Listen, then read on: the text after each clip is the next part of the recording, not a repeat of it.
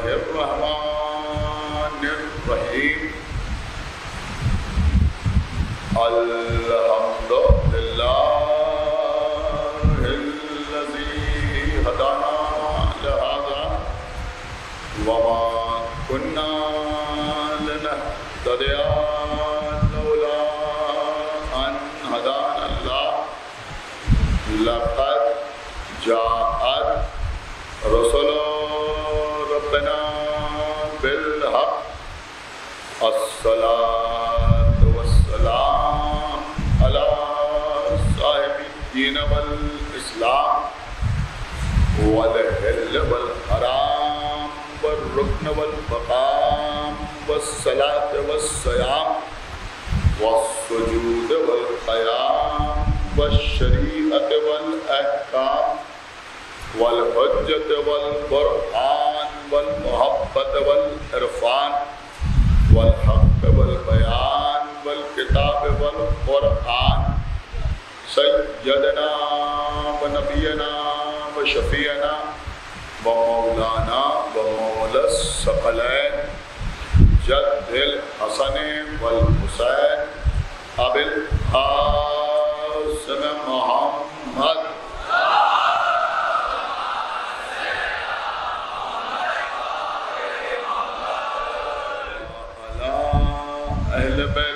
तय्यबीन अत्ताहिरीन अल-मासूमीन अल-मज़लूमीन अल-मुंतखबीन अल-मुंतजबीन अल्लज़ीना अज़हबल्लाहु अन्हुमुर रिज्सा व तह्हरहुम तत्हीरा।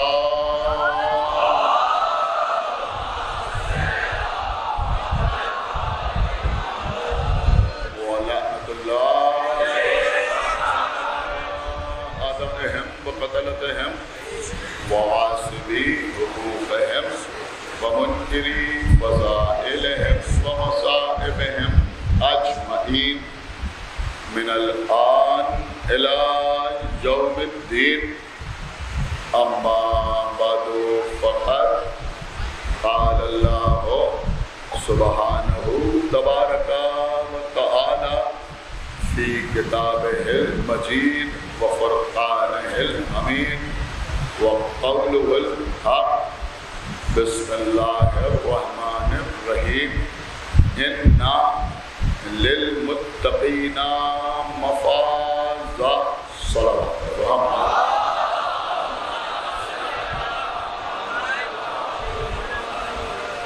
हज़रत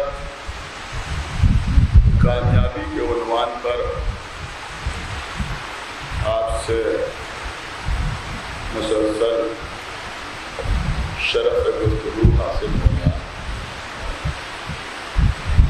सूरह नबा की आयत का मुसलसल सहारा दिया जाता है। इस बहुत ही मुख्तसर सी आयत में, छोटी सी आयत में इरशाद अक़दस इलाही हो रहा है कि कामयाबी साहिबान तक़वा के लिए, कामयाबी मुत्तक़ीन के लिए बतफ़ैल ख़म्सा नजबा आज 5वीं मजलिस। मैंने अपनी कम इल्मी के एतराफ़ के साथ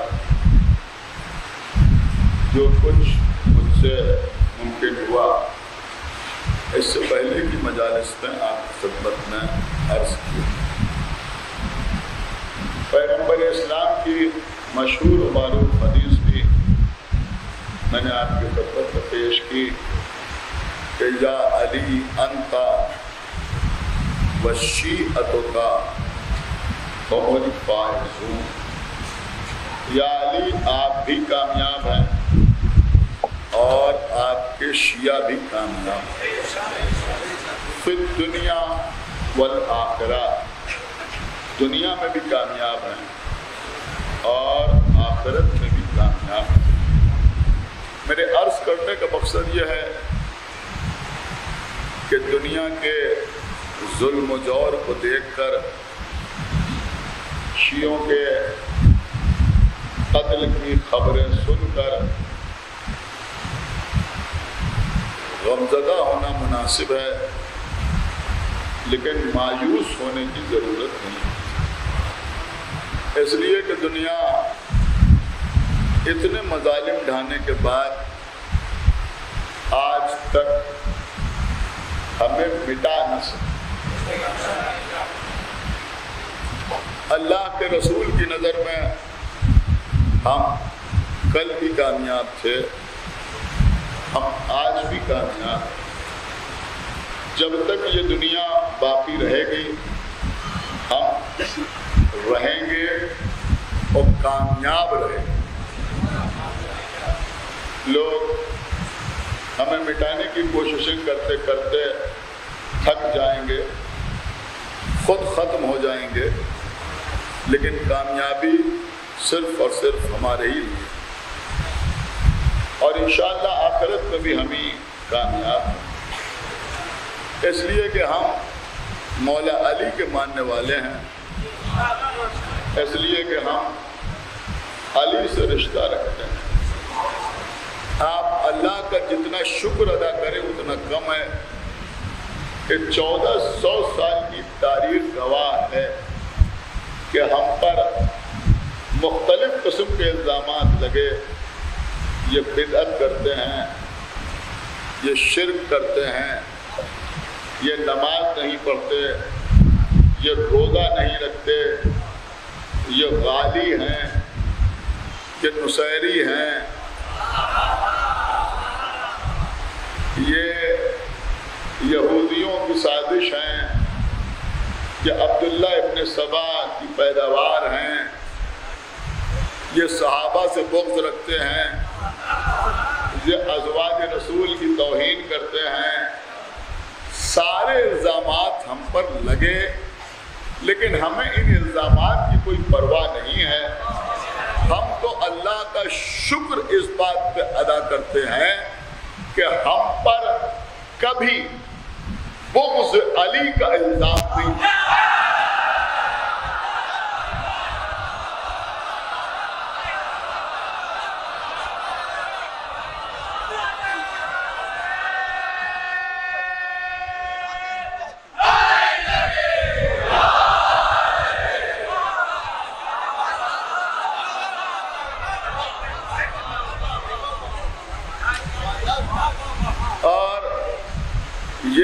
करम है परवरदिगार का कि दूसरे फिरकों का आलम यह है कि अगर उनके फिरके में इत्तिफाक से कोई आलिम, कोई मुकर्रिर, कोई जाकिर, कोई खतीब, कोई मुफ्ती, कोई मुसन्निफ, कोई मुअल्लिफ मौला अली के फ़ज़ाइल बयान करने लगता है तो उसी के फिरके के अफराद कहते हैं कि ये शिया हो।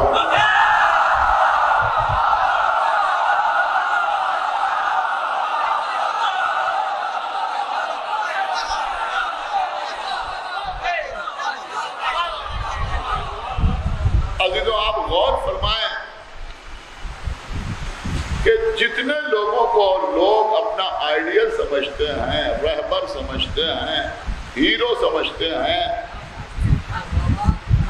आप कभी किताबों में पढ़ें कि दुनिया से जाते वक्त उनकी ज़बान पर क्या अल्फाज थे। किसी की ज़बान पर हसरत थी, किसी की ज़बान पर मायूसी थी, कोई अपने जराइम को याद करके रो रहा था। लेकिन आज मेरा मौजू अलग है, वरना मैं आपको सुनाता कि कौन क्या क्या कह के मरा। हमारे भाई बैठे हुए हैं जो पढ़े लिखे हजरात हैं, उनके सामने सारी बातें। कोई आखिर वक्त पे कह रहा था काश मैंने सैयदा को फलक दे दिया होता।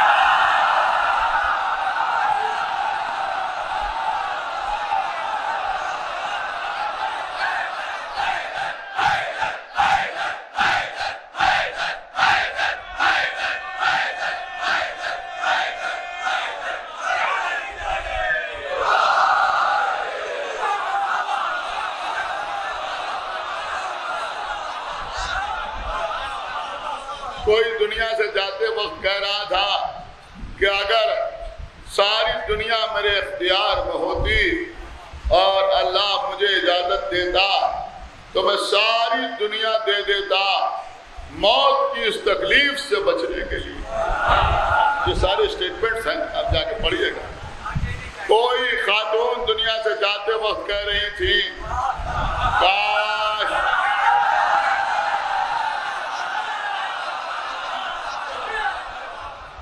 मैं अली के मुकाबले में ना आई होती।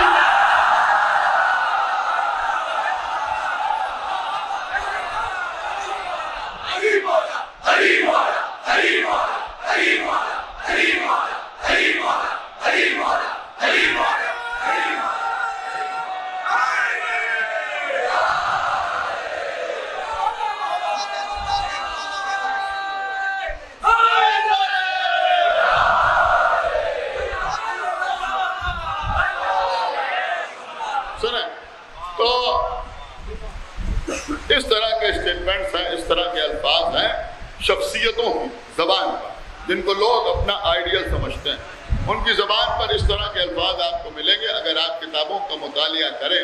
लेकिन कसम खुदा की सारी कायनात में दुनिया से जाते वक्त हर एक की ज़बान पर इसी तरह के अल्फाज होते हैं, लेकिन कायनात में सिर्फ हमारा मौला अली है जिसके सर पर ज़रबत लगती है।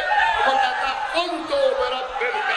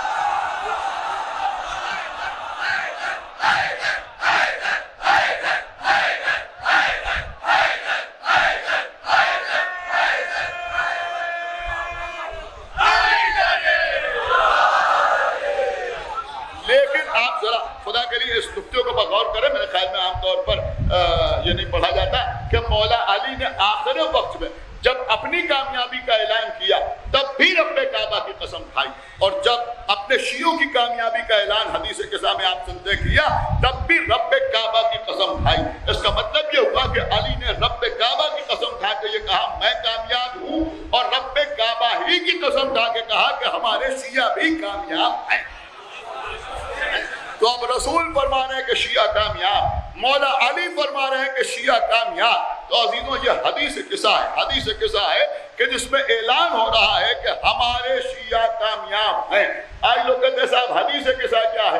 लेकिन जितनी दुआएं हैं, आप दुआएं सवासिब पढ़ें, आप दुआएं मशलूल पढ़ें, आप दुआएं कुमैन पढ़ें, कोई भी दुआ आप पढ़ें, बड़ी कीमती बात मैं आपकी खिदमत में अर्ज कर रहा हूं। आप जाके देखिएगा बदाइफुल अबरार में या किसी भी किताब में दुआ अलग होती है और दुआ के साथ साथ अलग से तहरीर होता है कि इस दुआ को पढ़ने से ये मिलेगा, इस दुआ को पढ़ने से ये बरकत होगी, इस दुआ को पढ़ने से ये फायदा होगा, इस दुआ को पढ़ने से उम्र तूलानी होगी, इस दुआ को पढ़ने से माल मिलेगा, इस दुआ को पढ़ने से कामयाबी मिलेगी। इसका मतलब ये हुआ कि दुआ अलग होती है, ये वादे अलग होते हैं। हदीस किस्सा वो वाहिद हदीस है कि जिसे आप पढ़ते हैं तो उसमें अलग से बयान नहीं होता, बल्कि उसी हदीस किस्सा में है कि ये शिया कामयाब है। साफ साफ कि जो लोग इस हदीस किस्सा को सुनते हैं, जो इसे पढ़ते हैं, जहाँ शिया जमा होते हैं, जहाँ मुहब्बीन जमा होते हैं, तो उनके लिए बरकत होती है। फरिश्ते उनके लिए दुआ करते हैं, फरिश्ते उनके लिए मग़फ़िरत की दुआ करते हैं। अब समझ में आया कि कुछ लोगों को हदीस किस्सा से परेशानी क्यों है। कुछ लोगों को हदीस किस्सा से परेशानी क्यों है? शायद ये मुजमा खामोश न रहे, अमा हदीस किस्सा से परेशानी नहीं है, हमारी कामयाबी न बने।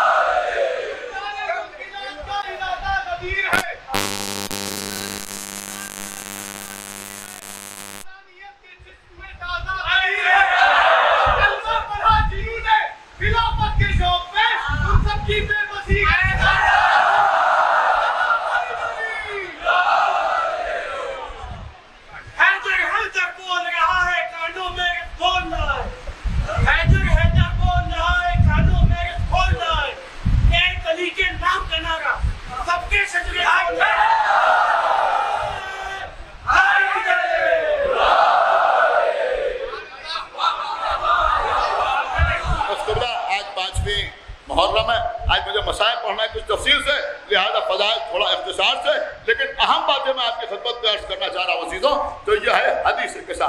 लोग कहते हैं साहब ये हदीस किस्सा कहाँ से आ गई? हदीस किस्सा की रिवायत सिर्फ हमारे यहाँ नहीं, हमारे यहाँ तो राय हर मौके पर हदीस किस्सा की तिलावत होती, लेकिन किसी न किसी सूरत में अहले सुन्नत की किताबों में हदीस किस्सा मौजूद है। उबैदुल्लाह अमरुसरी ने अपनी किताब अर्जहुल मतालिब में उनकी जितनी किताबों में हदीस किस्सा की जितनी रिवायतें हैं उनको एक जगह पे जमा कर दिया। जो जुज़वियात आपके यहाँ बयान हुए हैं उनमें से कुछ उसमें नहीं है, लेकिन मैंने पढ़ी है सारी रिवायत, अलग अलग अज़वाज बयान कर रही, लेकिन बयान क्या हो रहा है? रसूल की कोई ज़ौजा बयान कर रही है कि रसूल मेरे घर में आए, खड़े हो गए, एक चादर ओढ़ी,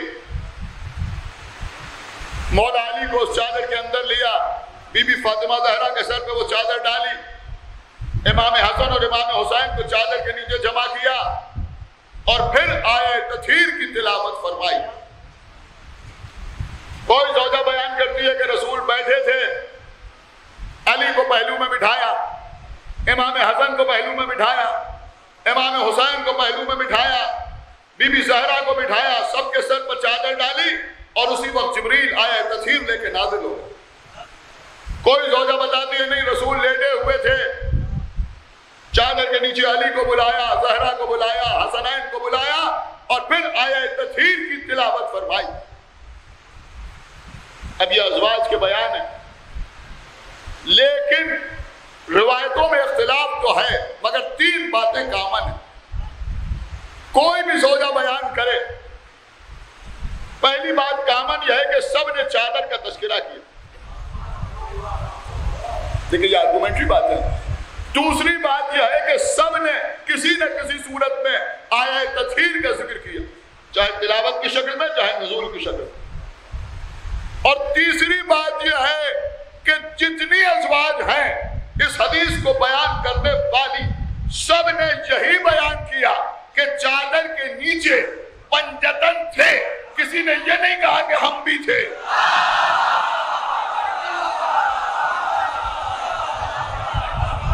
सल्लल्लाहु अलैहि मोहम्मद व आले मोहम्मद।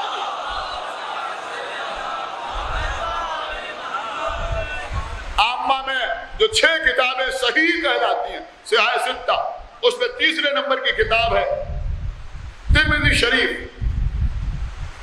तिरमिज़ी शरीफ में भी हदीस किसा बयान हुई,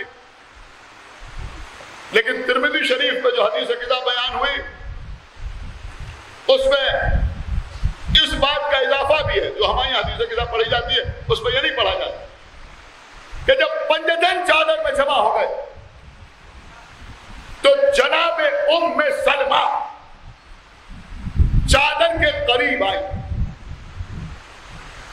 तिरमिज़ी के जुमले जो है कि सारी अज़वाज देख रही थी, उम्मे सलमा करीब आई।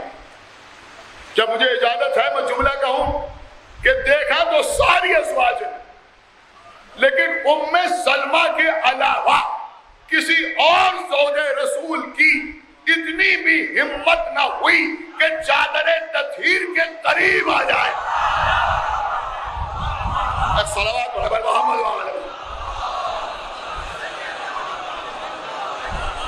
देखिए कबला दाद के लिए नहीं, कुछ इंफॉर्मेशन आप तक पहुंचाने के लिए मैं अर्ज कर रहा हूँ। ये जो बीबी उम्मे सलमा, आमतौर पर लोग खाली नाम सुनते हैं, फिर कभी किसी मजलिस को मौका मिला तो तफसील आपकी खिदमत में अर्ज करूंगा। आपको मालूम है ये जनाब उम्मे सलमा कोई मामूली शख्सियत नहीं, ज़ौजे रसूल है। अबू उमैया सुहैल इनके वालिद हैं।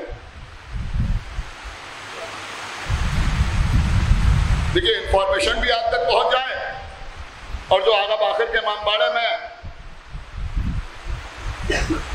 मजलिस का अंदाज होता है वो भी बरकरार रहे। अबू उमैया सुहैल जनाब उम्मे सलमा के वालिद, ये ज़ादुर राकिब कहलाते थे। क्या कहलाते थे? ज़ादुर राकिब। एक बार फिर दोहरा ले बच्चे, ज़ादुर राकिब कहलाते थे जनाब उम्मे सलमा के वालिदे बुजुर्गवार। ज़ादुर राकिब का मतलब क्या होता है? जब कोई काफिला कहीं जाता था तो उस काफिले में ऊंट होते थे, उस काफिले में घोड़े होते थे। तो अगर जनाब उम्मे सलमा के वालिद उस काफिले में शरीक होते थे, वो भी साथ होते थे, तो वो सारे काफिले वालों से कहते थे कि सारे सफर में जानवरों के चारे का इंतजाम मैं करूं।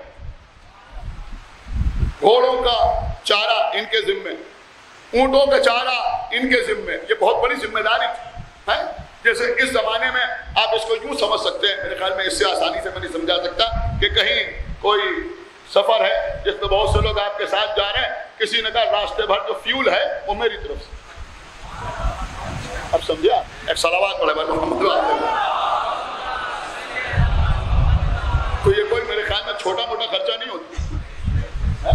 भाई रास्ते भर फ्यूल जो है, पेट्रोल जो है, या डीजल जो है, या सीएनजी जो है, वो हमारी तरफ से। तो उस वक्त भी मसला वही था कि ऊंट जा रहे हैं, घोड़े जा रहे हैं, तो वो कहते थे कि इनका चारा जो है वो मेरी तरफ से। तो चूंकि वो जो तमाम के तमाम जानवर होते थे, घोड़े होते थे, उनके चारे का इंतजाम करते थे, लिहाजा ज़ादुर राकिब कहलाते, बहुत तवज्जो, ज़ादुर राकिब कहलाते थे जनाबे अबू उमैया सुहैल, इसलिए कि वो उनके चारे का इंतजाम करते थे। अब मैं जुमला आपकी खिदमत में अर्ज कर रहा हूं कि जनाबे उम्मे सलमा काफिले में साथ जाने वाले ऊंटों और घोड़ों के चारे का इंतजाम करने वाले की बेटी थी, बागे फदक चढ़ जाने वाले की बेटी नहीं।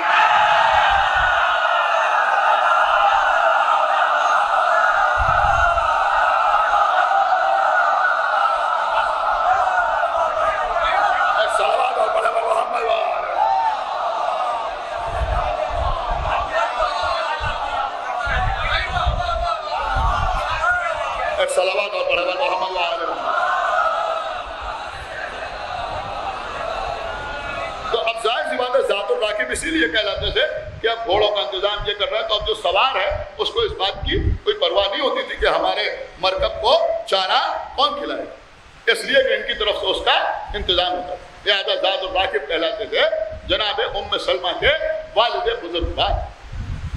ये जनाब उम्मे सलमा रसूल की वो ज़ौजा है, वो ज़ौजा है।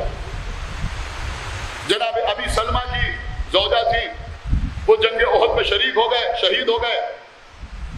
उसके बाद पैगंबर इस्लाम के साथ इनका अक़्द हुआ। इनके चार बच्चे थे, 2 बेटे, एक सलमा, एक अमर, 2 बेटियां, एक का नाम बर्रा, एक का नाम ज़ैनब।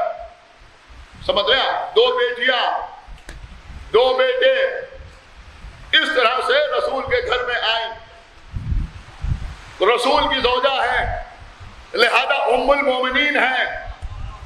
अब शायद आप दाद दे देंगे, ये मैंने इसलिए अर्ज किया कि 4 बच्चे थे, यानी बगैर बच्चों की उम्मुल मोमिनीन नहीं थी। एक सलावत मैंने कुछ बोल दिया, शायद सब लोगों ने गौर नहीं किया। ये थी जनाबे उम्मे सलमा, हमारी जान कुर्बान। और एक बहुत बड़ी बात मैं आपकी खिदमत में अर्ज करूं, लेकिन जब तक इनका मर्तबा समझ में ना आएगा, जब तक अहले बैत कैसे समझ में आएगा, पहले समझिए, ये तमहीद ही तो है। जनाब उम्मे सलमा से हदीसें सिर्फ शेख मुफीद ने नकल नहीं की, सिर्फ शेख सदूक ने इनसे रिवायतें नहीं ली, सिर्फ हमारे उलमा ने इनकी रिवायतों को बयान नहीं किया, बल्कि बुखारी, मुस्लिम, तिरमिज़ी शरीफ, देखिए मजलिस रिकॉर्ड हो रही है, दूर दूर तक जा रही है। लिहाजा मैं अर्ज कर रहा हूं कि ये जनाब अम्मार को बागी करो कत्ल करेगा, इस हदीस की राविया भी जनाब उम्मे सलमा है। बुखारी, मुस्लिम, तिरमिज़ी, सुनन इब्न दाऊद, सुनन इब्न माजा, सुनन निसाई, समझ रहे हैं? कोई भी किताब, सुनन अबू दाऊद हो या सुनन इब्न माजा हो, सुनन निसाई हो, जितनी किताबें हैं सब में रिवायतें मौजूद हैं, हदीसें मौजूद हैं, जिनकी राविया जनाब उम्मे सलमा। अब जो पढ़े लिखे हजरात हैं वही दाद दे सकते हैं। अजीजों, ढेरों हदीसें ऐसी हैं जो जनाब उम्मे सलमा ने बयान की, लेकिन शर्फ की बात यह है कि हमारी किताब हो या उनकी किताब हो, किसी किताब में जनाब उम्मे सलमा की बयान की हुई कोई हदीस ऐसी नहीं है जो खिलाफ शान रिसालत हो।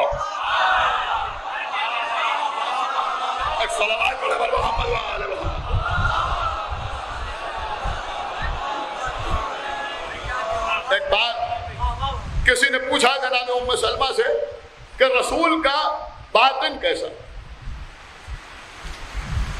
रसूल का बातिन कैसा है? आपको पता है क्या जवाब दिया जनाब उम्मे सलमा ने? बीबी उम्मे सलमा ने जवाब दिया कि रसूल का बातिन कैसा है? का जैसा जाहिर है।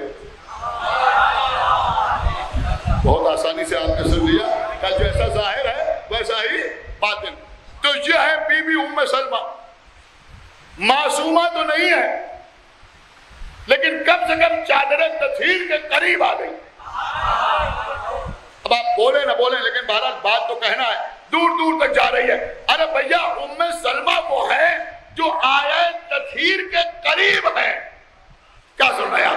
आयत तथहीर के करीब है, लेकिन आयत तहरीम से बहुत दूर है।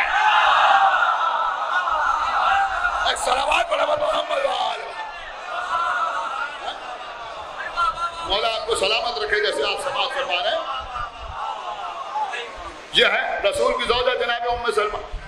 अब ये सारी चीजें यूं ही नहीं अर्ज की, वो चादर के करीब आई, आगे कहा अल्लाह के रसूल, क्या मुझे भी इजाजत है कि मैं चादर में आ जाऊं?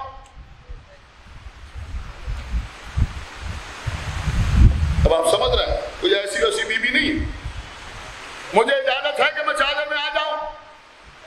तिरमिज़ी के जुमले हैं कि रसूल ने फरमाया कि अंता अला मकानिक, कि तुम अपने मकान में हो मगर तुम मेरी ज़ौजा हो और ये मेरे अहले बैत। एक बात समझ में आई कि सारा शरफ अपनी जगह पे है, मगर तुम मेरी ज़ौजा हो और ये मेरे अहले बैत। तुम्हें चादर में आने की इजाजत नहीं है, तुम अपने मकान में हो मगर तुम अहले बैत में शामिल नहीं हो। एक बहुत पुराना अपना ही जुमला मैं आपकी खिदमत पे अर्ज करूं, अरे भैया जब मकान वाली ज़ौजा अहले बैत में नहीं है तो मैदान वाली ज़ौजा।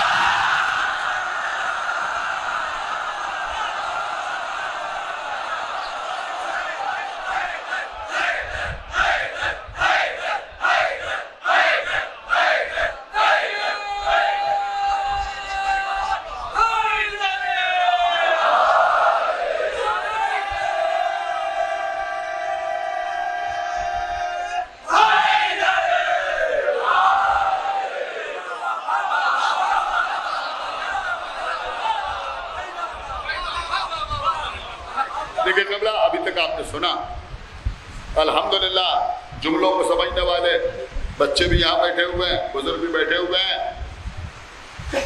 बेहतरीन समातें मेरे सामने मौजूद। अब मैं जो मैटर, जो बात आपकी खिदमत में पेश करने जा रहा हूँ,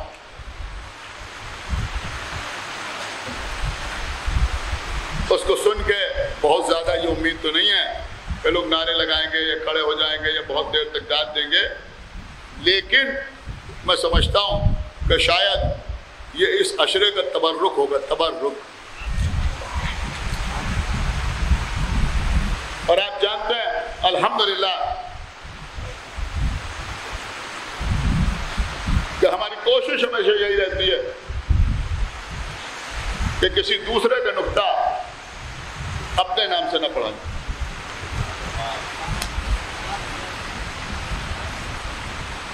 आली जनाब मौलाना सैयद मोहम्मद शाकिर साहब क़िबला अल्लाह मक़ामहू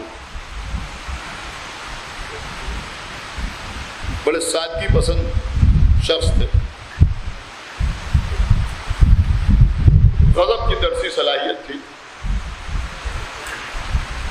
इल्मी हलकों में उनका लोहा माना जाता था।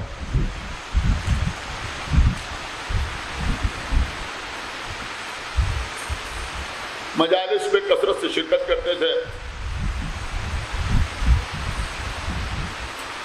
और ये भी मैं आपकी खिदमत में अर्ज करूं कि अगर कोई आलिम दीन आके मजलिस पर बैठ जाए तो हमारे जैसे जाकिर की ज़बान लुकनत करने लगती है, लेकिन उन्होंने न मालूम कितनी मजलिसें हमारी सुनी, हमारे बचपन से लेके इस उम्र तक आके बैठते थे। लेकिन चूँकि हमारे महल्ले में रहते थे तो हमारे लिए एक शफीक बुजुर्ग की हैसियत रखते थे।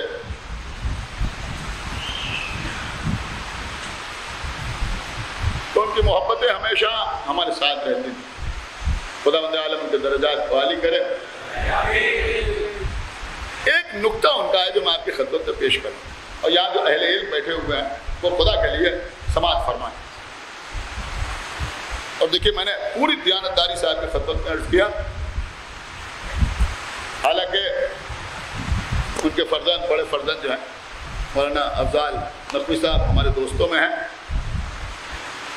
अगर मैं अपनी तरफ से भी पढ़ देता तो किसी को शिकायत ना हो, लेकिन सुने और बहुत तवज्जो के साथ सुने। मैंने इस साल इरादा कर लिया था कि मैं ये बात यहाँ पढ़ूंगा ज़रूर, चाहे लोग बोलें या ना बोलें, दाद दें या न दें, लेकिन हम बच्चों से कह रहे हैं समझने की कोशिश करना। वो फरमाते थे कि चादर के अंदर, सुने, चादर के अंदर, बोला सुनिए, पंजतन जमा जनाबे उम्मे सलमा इजाजत नहीं मिली, लेकिन कम से कम चादर के करीब आई इजाजत मांगने के लिए। और आगे कहा कि क्या इजाजत है कि मैं चादर में आ जाऊं, लेकिन उसी घर में 3 या 4 साल की कम सिन बच्ची भी मौजूद है। खुदा के लिए भाई सुनिए, कौन? बीबी ज़ैनब सलामुल्लाह अलैहा।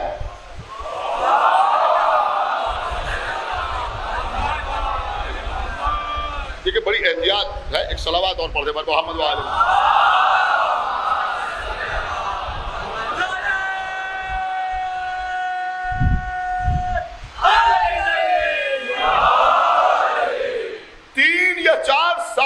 है शहजादी ज़ैनब, चादर में जो मोहम्मद मुस्तफ़ा सल्लल्लाहु अलैहि वसल्लम है वो इनके भी नाना, मौला अली इनके भी बाबा।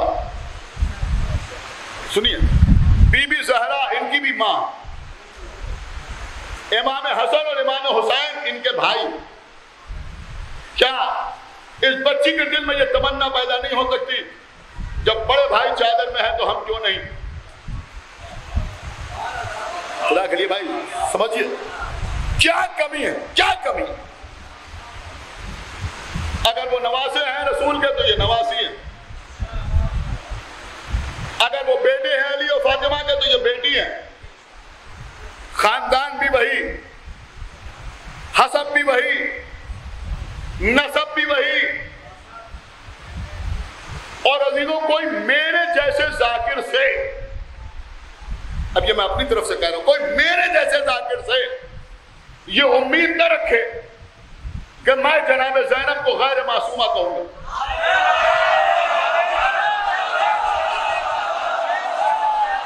एक सलावत पढ़े भाई मोहम्मद वाले मोहम्मद, एक सलावत और पढ़े भाई मोहम्मद वाले मोहम्मद।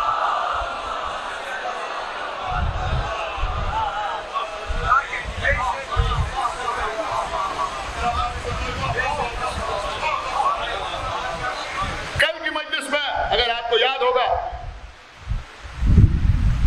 तो मैं आपकी खिदमत में अर्ज कर चुका हूं, शहजादी ज़ैनब की इस्मत के सिलसिले में वो वाक़या ज़ैनब कज़्ज़ाबा वाला, इमाम अली नक़ी अलैहिस्सलाम का हदीस सुनाना, कल मैंने आपकी खिदमत में अर्ज किया था ना, जिससे जनाब ज़ैनब की इस्मत के बारे में सबूत मिलता है। ये दो शख्सियतें ऐसी हैं, आका अब्बास और शहजादी ज़ैनब, जिनको कोई समझदार इस्मत से जुदा नहीं कर सकता। ये हमारे बचपन के दोस्त, हमारे भाई मौलाना मेहदी इफ्तिखारी साहब कबला बैठे हुए हैं, हमसे 1000 गुना इल्म रखने वाले हैं। इनके नाना इफ्तिखार उलमा, जो हमारे लिए भी एक शफीक बुजुर्ग थे, उनकी बेहतरीन किताब है मसाइब शिया। उस किताब मसाइब शिया में उन्होंने जहां पर जनाब मीर समेत तम्मार का तज़किरा किया है, वहां उन्होंने लिखा है कि बड़े बड़े उलमा का यह ख्याल है। अब हम कहें बड़े बड़े उलमा तो वो उलमा कौन होंगे? अब अगर साद हुसैन साहब क़िबला कहें बड़े बड़े उलमा है, अब समझ रहे हैं ना, सीढ़ी ब सीढ़ी है, जीना ब जीना, तो फिर वो उलमा कितने बड़े होंगे? तो उन्होंने लिखा कि बड़े बड़े उलमा ये लिखते हैं कि अगर इस्मत और अदालत के बीच में कोई लफ्ज होता तो हम मीर समेत तम्मार के लिए वो इस्तेमाल करते। इसका मतलब यह हुआ कि वो बड़े बड़े उलमा जनाब मीर समेत तम्मार को भी अपनी जबान से गैर मासूम नहीं कहना चाहते।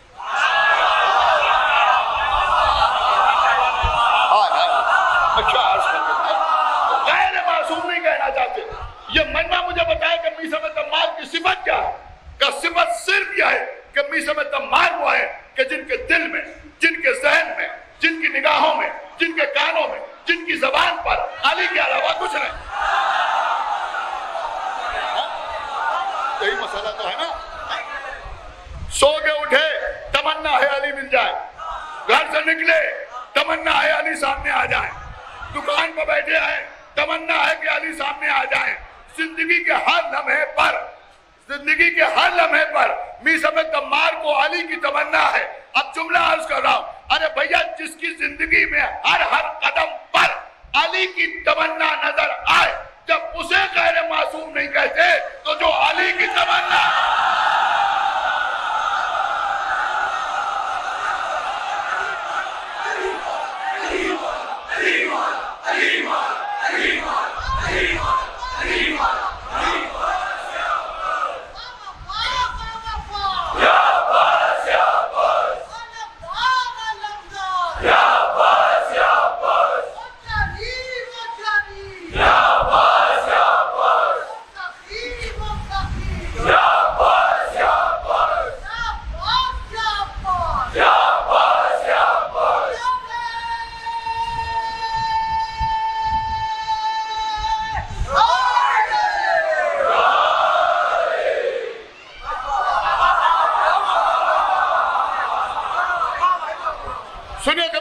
शागिर साहब क़िबला का नुक्ता सुने, इंशाअल्लाह आपको लुत्फ आएगा। तो वो फरमाते हैं कि बीबी ज़ैनब मौजूद है, लेकिन बीबी ज़ैनब चादर के करीब आकर इजाजत नहीं मांगी। इजाजत है कि मैं चादर में आ जाऊं? उम्मे सलमा कह रही, जो बड़ी है, जो बुजुर्ग है, जवाब क्या है वो अलग, उम्मे सलमा का मर्तबा अलग, लेकिन ये छोटी सी बच्ची जिसे आना चाहिए, ये फितरी बात है ना। आपके घर में 2 बच्चे हो, एक बच्चे को कुछ दीजिए, दूसरा बच्चा हाथ जरूर फैलाए, एक बच्चे को गोद में बिठाइए, दूसरा बच्चा दूसरे दानों पे आकर बैठने की कोशिश करेगा। 2 भाई चादर में आए, लेकिन बीबी ज़ैनब चादर के करीब आके नहीं कहती कि इजाजत है कि मैं भी चादर में आ जाऊं। बड़ी खूबसूरत बात फरमाई उन्होंने, फरमाया कि जब बाजार कूफा में शहजादी ज़ैनब ने खुतबे इरशाद फरमाए, तो उस वक्त इमाम ज़ैनुल आबिदीन अलैहिस्सलातु वस्सलाम ने जो लोहे में जकड़े हुए थे, फरमाया कि फूफी अम्मा आप आलिमा गैर मुअल्लिमा,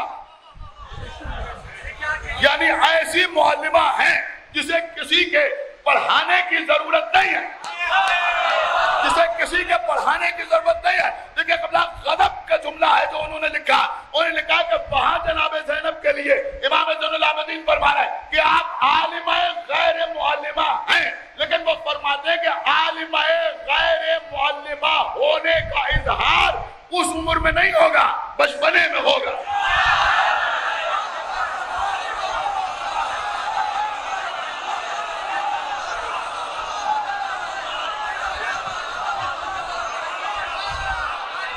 जिसकी समझ में बात आ रही है बोलिए जरूर।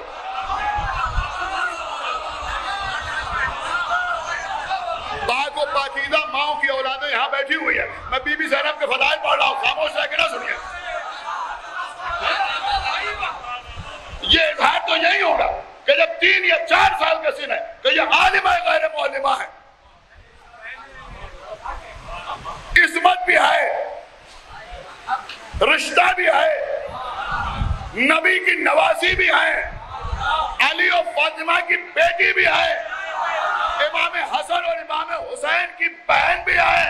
अब जुमला जहां तक पहुंच जाए, लेकिन ज़ैनब का चादर के करीब न आना ज़ैनब के आलिमा गैर मुअल्लिमा होने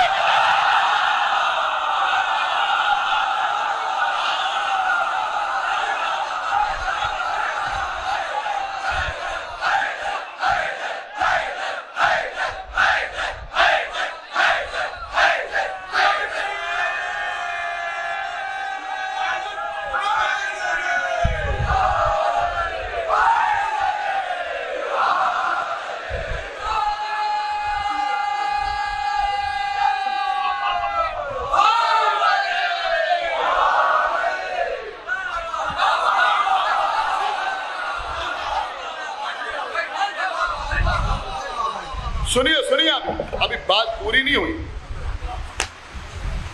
वो फरमाते थे कि बीबी ज़ैनब चादर के करीब क्यों नहीं आई। अब तो यहां तक कहते थे कि अगर आ जाती और इजाजत मांगती तो यकीनन बीबी ज़ैनब को वो जवाब न मिलता जो उम्मे सलमा को मिला। देखिए ये अकीदे की बात शायद सबने महसूस ही नहीं किया, वो जवाब न मिलता जो उम्मे सलमा को मिला था। चादर के करीब नहीं आई। क्यों नहीं आई? क्या इसलिए नहीं आई कि बीबी ज़ैनब, सुने सारा मजमा सुने, जहां तक मजमा बहुत तवज्जो के साथ, बीबी ज़ैनब सुनिएगा, इसलिए चादर के करीब नहीं आई कि वो जानती थी कि अगर चादर के नीचे हमारी माँ बीबी फातिमा ज़हरा मौजूद है तो उसी चादर में बीबी फातिमा ज़हरा के कुफो अली भी मौजूद है। सुनो भाई सुनो, अगर ये बात रायगा चली गई तो शायद काबिल अफसोस मकाम होगा। वो समझती थी उसी चादर में फातिमा के शौहर, फातिमा के कुफो का मतलब होता है हम बंदा, हम रुतबा, अली भी मौजूद हैं जो मासूम है। बीबी ज़ैनब जानती थी कि अगर हम भी चादर के नीचे चले गए तो फिर दो बातें हैं, या तो हम मरियम की तरह जिंदगी भर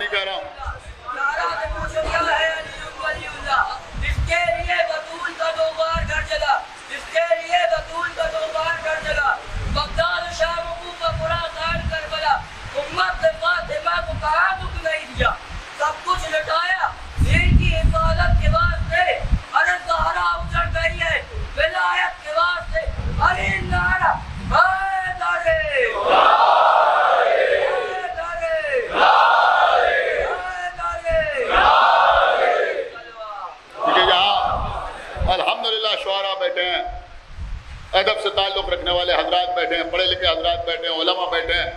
हमारे क़िबला यहाँ तशरीफ़ फरमाएं। पहली मजलिस रोज़ाना हुज्जतुल इस्लाम मौलाना मुस्लिम साहब क़िबला तो हमारे बड़े भाई की हैसियत रखते हैं, वो आते हैं लेकिन दूर बैठते हैं। उनके अलावा भी उलमा किराम यहाँ तशरीफ़ फरमाएं।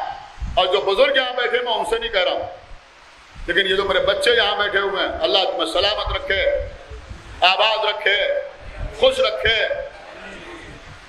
तुम यकीन मानो कि मुझे ये उम्मीद नहीं थी कि इस बात पर इन बच्चों से इतनी दाद मिलेगी, लेकिन अल्हम्दुलिल्लाह इन बच्चों ने बताया कि हम खाली मजलिस में बैठने वाले नहीं हैं, बल्कि हम समझने वाले हैं।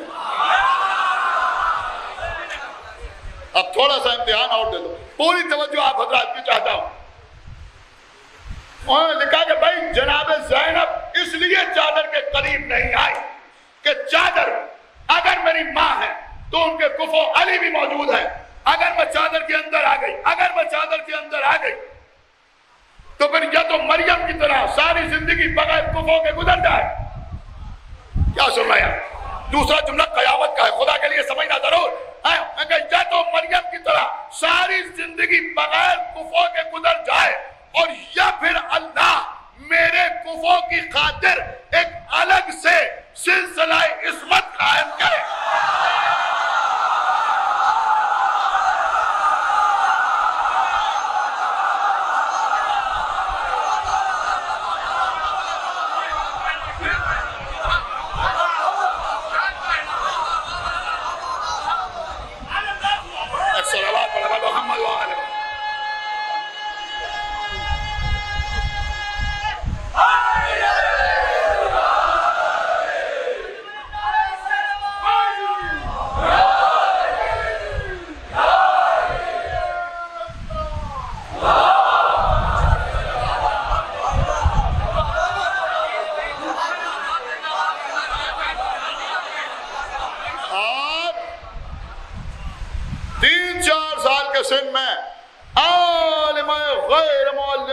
अच्छी तरह जानती थी कि ये दोनों मसले हल हो जाएं अगर मैं चादर के करीब न।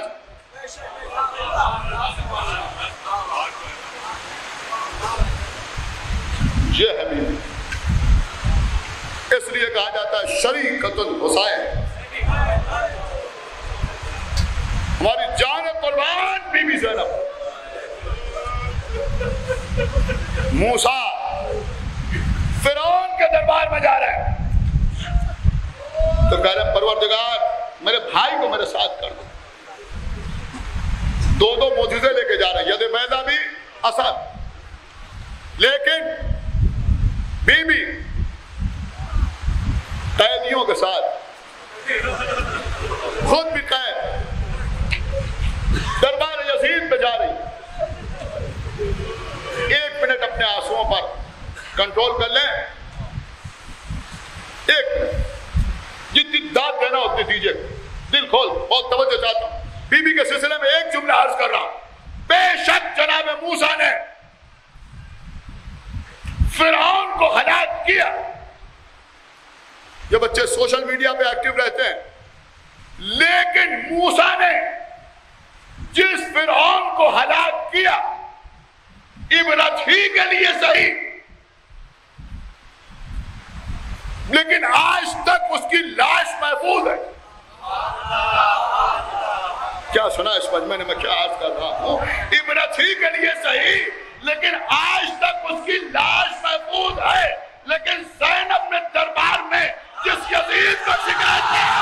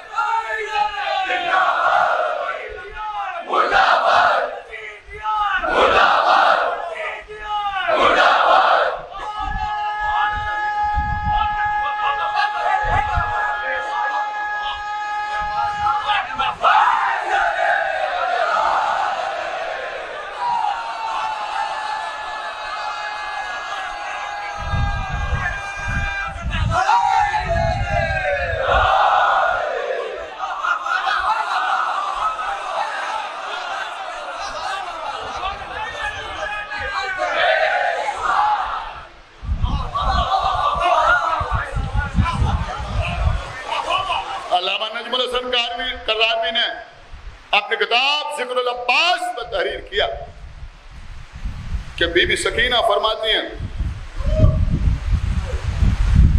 कि छोटे छोटे बच्चे मेरे गिर्द जमा थे, आंखों में हल्के पड़े हुए थे, हाथों में खाली कूदे थे,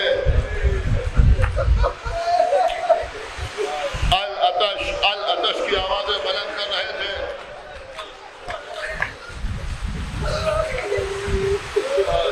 मैंने कहा बच्चों आओ, जिस खेमे में मेरे भैया अली असगर का गहवार है,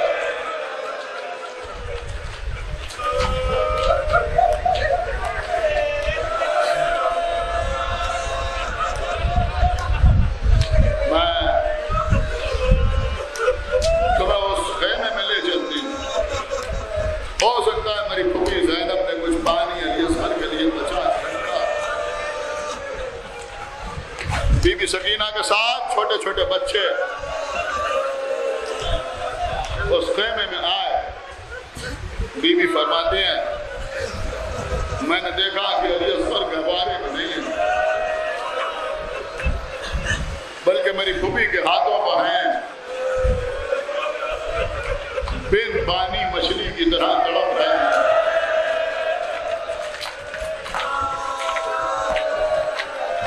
मेरी फूफी कभी खड़ी होती है, कभी बैठ जाती है।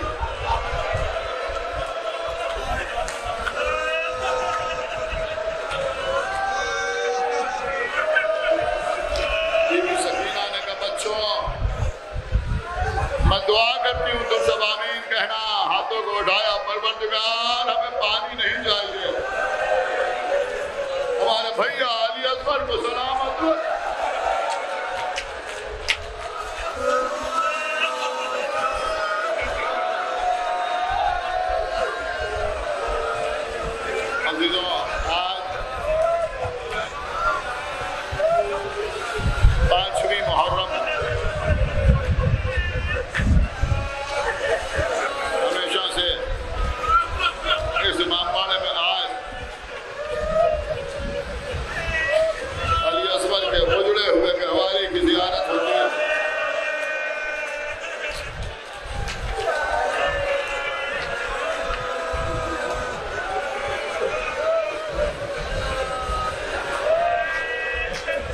जैसे आपकी मर्जी, लेकिन गहवारे को ऐसे पोसा दीजिएगा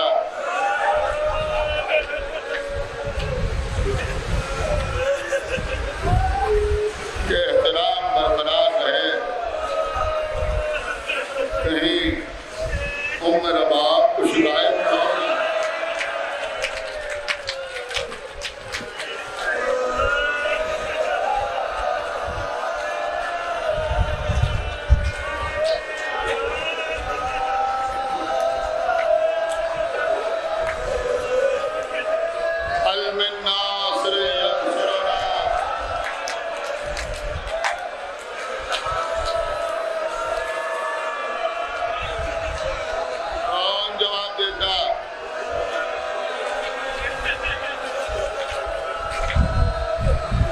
कटी हुई गर्दनों से आवाज आ रही थी, लब्बैक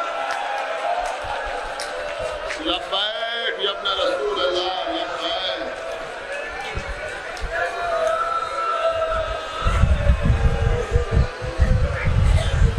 खेमे से रोने की आवाज आई, घोड़ा दौड़ाते हुए खेमे के दर पे आए। बहन ज़ैनब, ये गिरिए का सबब क्या है? भैया, आपकी आवाज़ इस्तिग़ासा सुनकर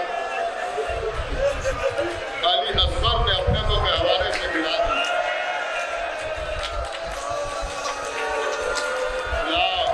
ना, मेरे बच्चे को मुझे दे दो।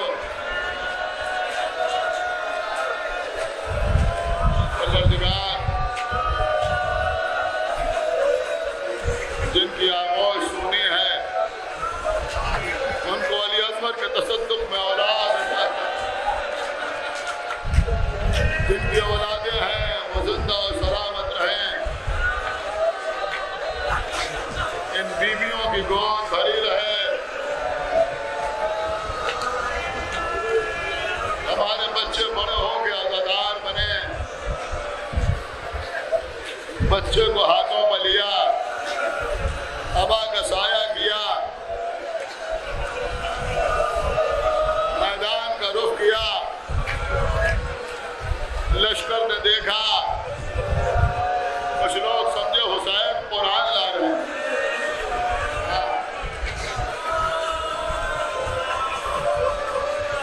ये कुरान शहादत का पारा ही तो है। एक बुलंदी पे आए, खड़े हुए, अबा का दामन हटाया तो लोगों ने देखा कि हुसैन की गोद में फूल सा बच्चा, कुम्हलाया हुआ चेहरा, पकड़ाए हुए होठ,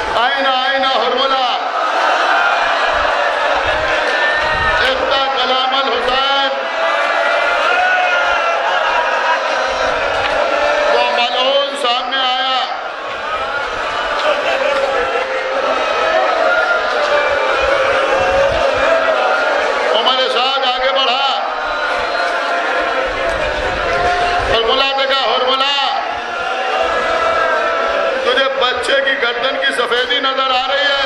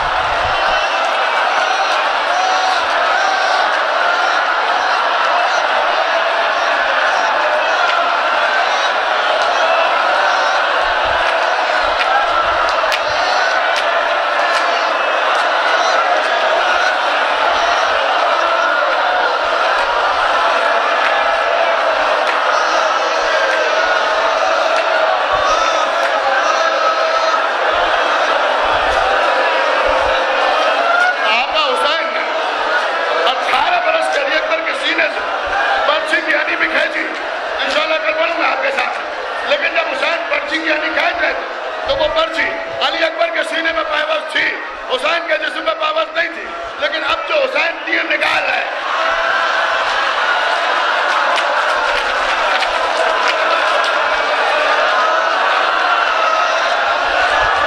तीर अली अकबर की गर्दन से, अली अकबर की कान से हुसैन के बाजू से बाहर आया, सबसे ज्यादा खून गर्दन से निकला, चुल्लू लगाया, चुल्लू खून दबाया, जमीन की तरफ फेंकना जहां इंकार हुआ, आसमान की तरफ फेंकना जहां इंकार हुआ,